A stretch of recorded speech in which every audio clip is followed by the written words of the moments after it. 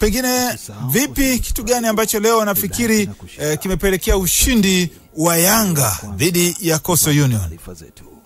Nafikiri kwanza ni focus na determination, ukizingatia kwamba ni kombe ambalo wao ndio wanalitetea katika msimu huu baada ya kuchukua msimu uliopita, na kwa hiyo wangetamani kuweza kuona wanamiliki vikombe vyote ambavyo walikuwa navyo, lakini pia bado wamekuwa pana ushindani mkubwa wa namba. Ukiangalia Yanga imeendelea kuimarika siku hadi siku kwa sababu amekuja mwalimu mwingine na amekuwa akijaribu kutumia wachezaji ambao wakati mwingine walikuwa hawatumiki. Ukiangalia leo hiyo kama wakina Abuya ambao walikuwa pata namba kwa muda mrefu, watu kama wakina Shuaboy, ukiangalia leo anaweza kuwatumia pia wachezaji wengine wengi. Kwa hiyo ule ushindani wa namba unapelekea kwamba kila mtu ambaye anapata nafasi aweze kujituma ili aweze kumshawishi mwalimu ikiwezekana awe kwenye kikosi cha kwanza siku zote. Kwa hiyo amekopa na ushindani, lakini pia na ubora ambao wako nao kwa sasa karibuni ndio wafanya pia waweze kupata matokeo katika mechi ya leo. Lakini ukiangalia mwanzoni watu walifikiri huenda Coastal Union wangekuwa bora zaidi, lakini mabao ya chapchapu yanawatoa mchezoni. Kitu gani ambacho kimesababisha wao kufungwa mapema vile dakika ya pili tu watu wako kambani? Nafikiri ni mwalimu Mbusi aliingia na style ya game approach ambayo haikuwa nzuri, kwa sababu nafikiri ni kweli muelewa, alijua kwamba angeweza kupushi na pengine kuweza kupishana na Yanga. Kwa hiyo kitendo cha kuamua kuweza kufungua mchezo kiliwafanya Yanga waweze kurudi kwenye katikati. Unaweza kuona mtu kama Abuya, mtu kama Max na mtu kama Panani, mtu kama Aucho wakaweza kutawala eneo la katikati na kuweza kutengeneza uhusiano mzuri eneo la mwisho na wakafanikiwa. Kwa nafikiri kama angeingia na approach ambayo alicheza baadaye baada ya kuingia mtu kama Lucas Nyaniki Kikoti, wangeweza kuzuia, lakini kitendo cha kama kupishana na Yanga ndio kiliwaasi na kuweza kuruhusu magoli matatu kutokana na kuwaruhusu Yanga waweze kucheza na hasa kwenye eneo lao la mwisho. Kwa jinsi ambavyo Yanga wamecheza leo na tazama huenda wakatetea vyema ubingwa wao ama ni mapema mno? Hizi ni hatua za awali. Unajua ukiangalia hizo hatua za awali tofauti na hatua za mbele, kwa sababu unakuwa unakutana timu nyingi ambazo hazimo katika uzito wa timu kubwa. Ukiangalia timu kama hii anacheza nayo Yanga, Coastal katika level yake hao katika hali nzuri sana, lakini pia huko unakuwa mbele unaweza kujokana skill pengine kuanzia hatua ya robo finali ndio tutaanza kuona ile intensity, tutaanza kuona namna malengo ya timu na kuweza kufikiria nani ambaye anaweza kufikia hatua za juu na kuweza kuchukua bidii kama ni Yanga atakwenda kutetea au timu nyingine. Sawa, tukiachana na hili ambalo limepita hapo, sasa tuangaze katika lile kubwa ambalo bado lipo katika vichwa vya watu kuhusiana na dabi ya Kariakoo kuahirishwa. Manake kila shabiki ukimgusa tayari lazima kuna kapovu kanatoka kuhusiana na dabi ya Kariakoo kuahirishwa. Mtazamo wako Dominic Salamba, pengine kitu gani unafikiri kinafuata? Hivi Yanga kweli wataingiza mechi ama timu yao itaingia dimbani wakati mchezo ukipangwa?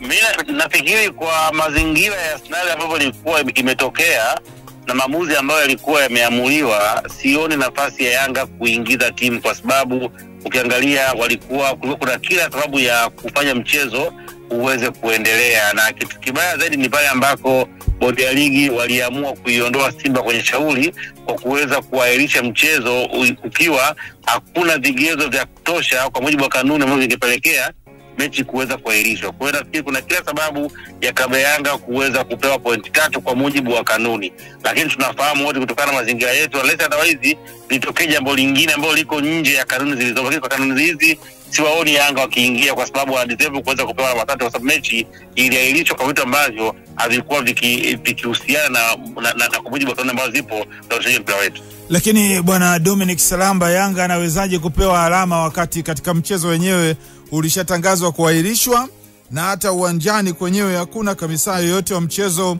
muamuzi yoyote wala kiongozi yoyote ambaye anasimamia soka hakuna? Walienda wao kama wao, taarifa ilishatoka mchezo hautokuwepo. Vipi mezani zinatoka namna hiyo kweli bwana Salamba?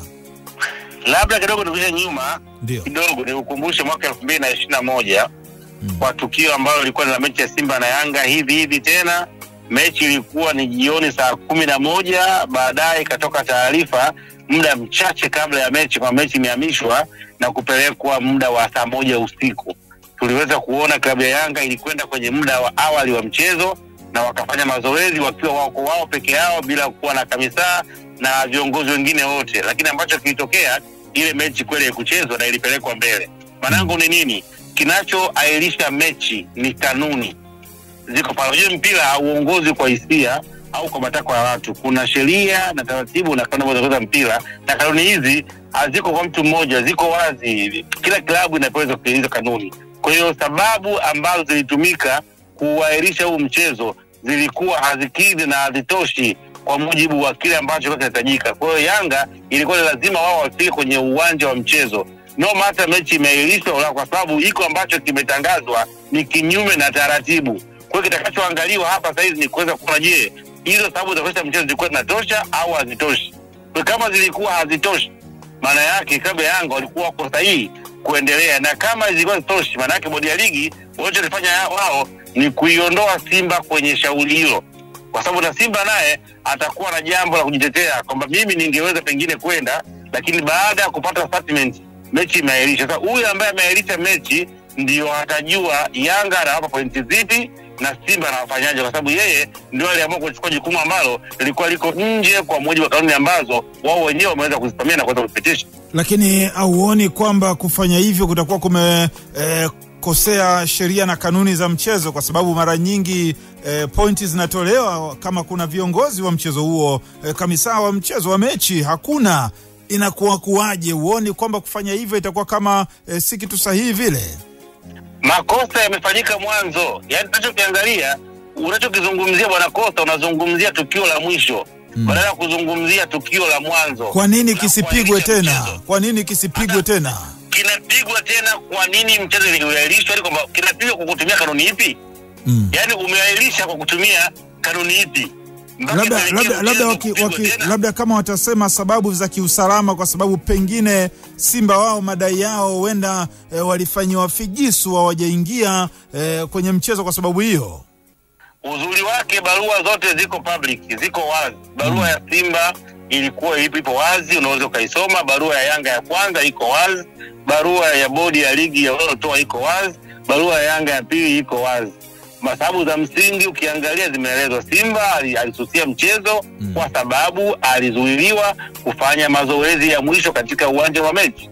Naona amezungumza pale, na kutoruhusu timu pinzani kufanya mazoezi kwa mujibu wa kanuni imeainishwa ni kitu gani ambacho kitakwenda kutokea. Maana kuna swala zima la adhabu, na ukiangalia bodi ya ligi katika kauli yao wamekubali kweli kwamba wampokea malalamiko ya Simba kama wao Simba walikuwa wamezungumza. Katika malalamiko yao ya Simba hakukuwepo na kitu cha tishio la kiusalama.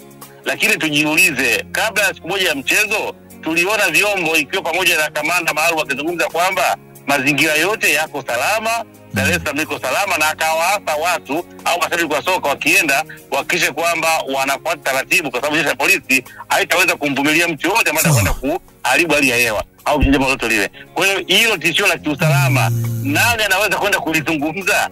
Kweli iko ni kitu cha kufikirika ambacho Simba wao wamezungumza kwamba ni kuzuiwa. Ila kama ile barua ingezungumza kwamba pengine kuna tishio la kiusalama, hapo tungeenda mbali kuweza kujua ni tukio lipi. Lakini katika barua Simba hakuna kwa kitu. Basi tunakushukuru sana bwana Dominic Salamba kwa uchambuzi wako. Nakushukuru pia. Naam, ni chambuzi la soka hilo bwana Dominic Salamba.